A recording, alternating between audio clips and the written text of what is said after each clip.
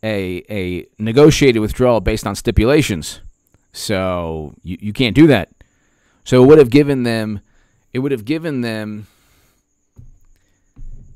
greater incentive. Like, had we had President Trump instead of the most popular candidate of all time, that would have given them the incentive to abide by the negotiated deal. Don't you love how Democrats love multilateral agreements? Except when Orange Julius signs the deal, then it's really bad, really horrible.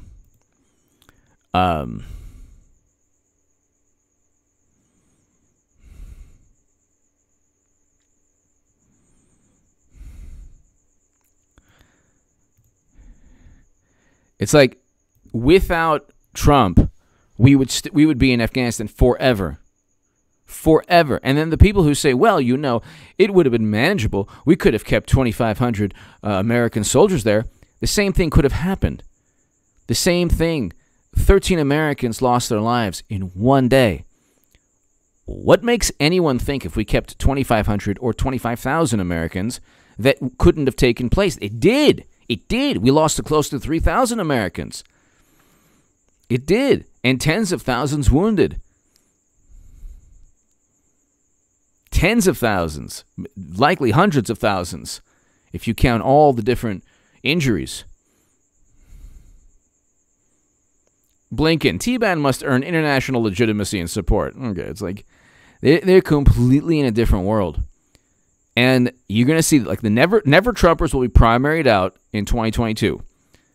And then you'll have a political party that actually opposes the Democratic Party. Democrats have remained unopposed for, the only person opposing them was Trump, but they've remained unopposed since 2016. Really, since 2016. Or 2015.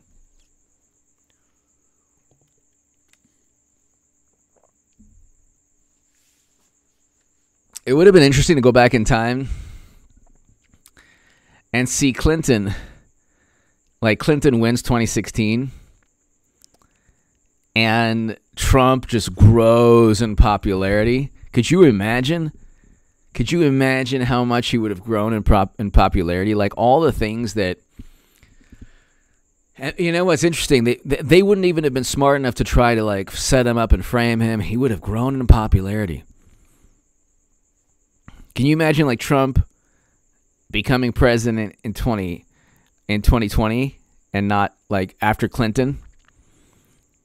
That's an interesting thought.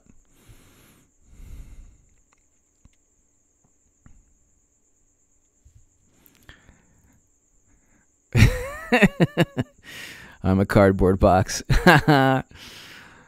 Oh my God.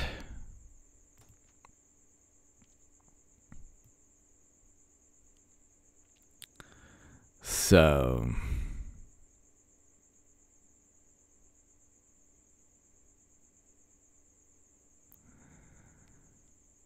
let's see here. All right. You know what? I think we're going to wind this down, ladies and gentlemen. Pentagon releases photo of last soldier to leave Afghanistan. Okay, good.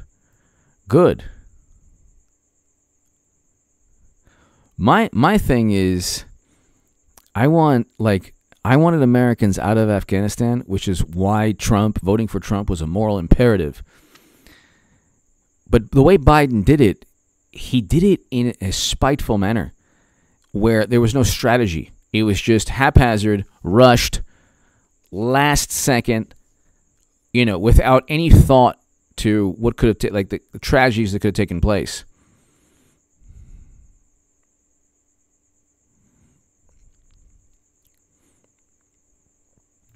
Secretary of State Blinken said on Monday evening, under 200 and likely closer to 100 American citizens are still in Afghanistan. Wow.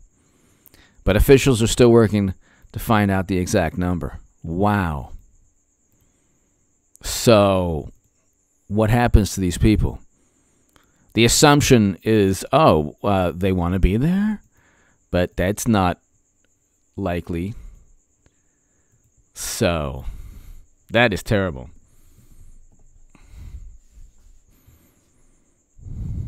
That is terrible.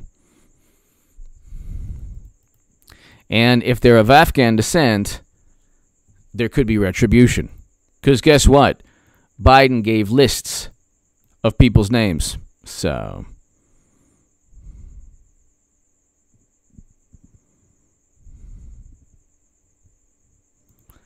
ladies and gentlemen, thank you so very much to my super chat. Thank you. I will be back tomorrow, ladies and gentlemen. Thank you. And to the veterans, Iraq and Afghanistan veterans watching, God bless you. God bless the families of the people who have lost their lives, the 13 Americans and all the Americans who lost their lives in Afghanistan and Iraq. Our country can't thank you enough for, protecting us and implementing the foreign policy that Biden and Bush, Clinton, Kerry, Cheney, Rumsfeld, these are people that, if there are failures, it's the failures of our politicians. It's not the failures of the very heroic and brave men and women who, oftentimes gave everything to keep us safe. So thank you and God bless you. To my super chat, thank you, ladies and gentlemen. Thank you, Eric and Luke. Thank you so very much. And I will see you all tomorrow. Thanks, everybody. God bless.